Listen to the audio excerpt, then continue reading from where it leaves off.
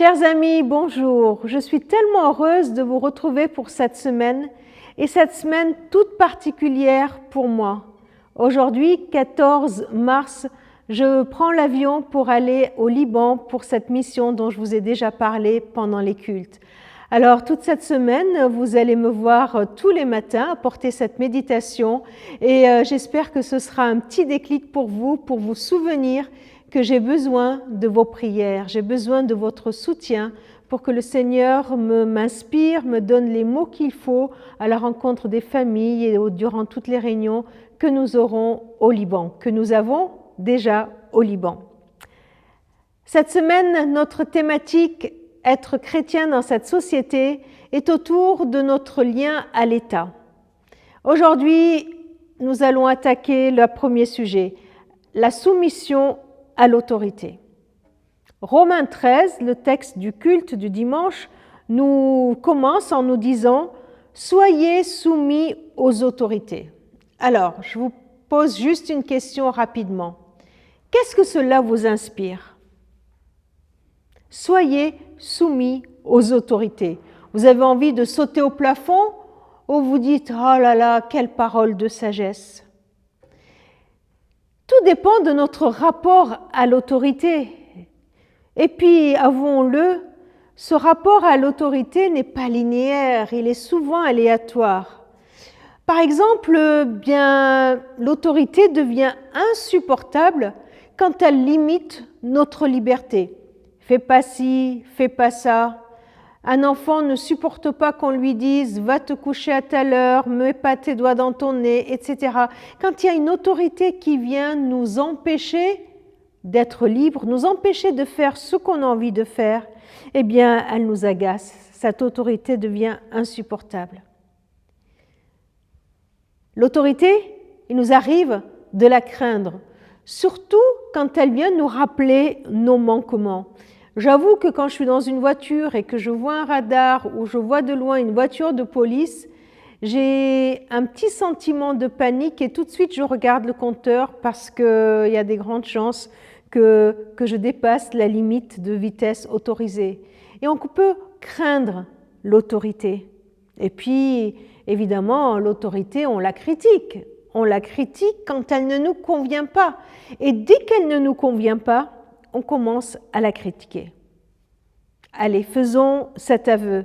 Osons avouer que notre rapport avec l'autorité, elle est très spéciale.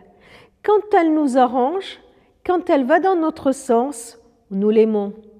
Nous la cherchons même. Mais que fait la police? Où aller? Mais quand elle nous dérange, quand elle ne va pas dans notre sens, nous la fuyons. Ou pire, nous la critiquons, nous nous révoltons. L'autorité. J'ouvre une petite parenthèse pour faire remarquer que nous faisons pareil avec Dieu, n'est-ce pas? Lui qui est l'autorité suprême.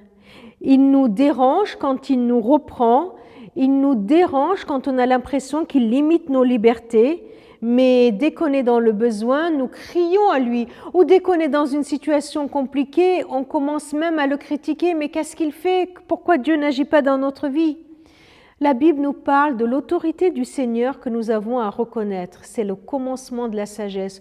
Reconnaître l'autorité du Seigneur, reconnaître qu'il y a une autorité absolue, qu'il y a quelqu'un au-dessus de moi, que je ne suis pas maître, que je ne suis pas celui qui décide de tout.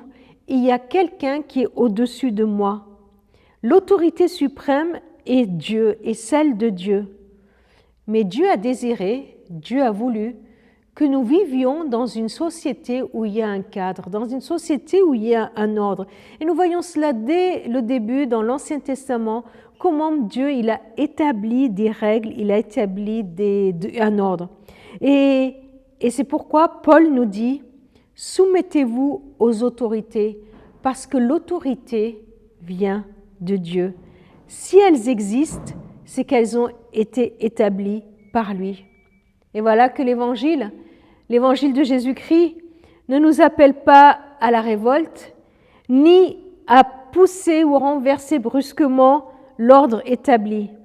L'évangile agit dans la société comme le levain dans la pâte, cette parabole qu'il y a dans Matthieu 13, elle est là, elle pénètre, l'Évangile peut pénétrer peu à peu de sa saveur, de sa force divine, l'humanité entière. L'Évangile est là pour s'adapter à toute forme de culture et peut revêtir de formes tellement différentes dans la façon de la vivre pleinement.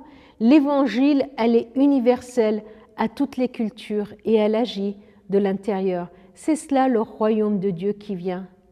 Mais dans notre monde civil, dans notre société, dans le monde dans lequel nous vivons, le Seigneur nous appelle à nous soumettre pour pouvoir étendre, répandre la saveur de l'Évangile là où nous nous trouvons.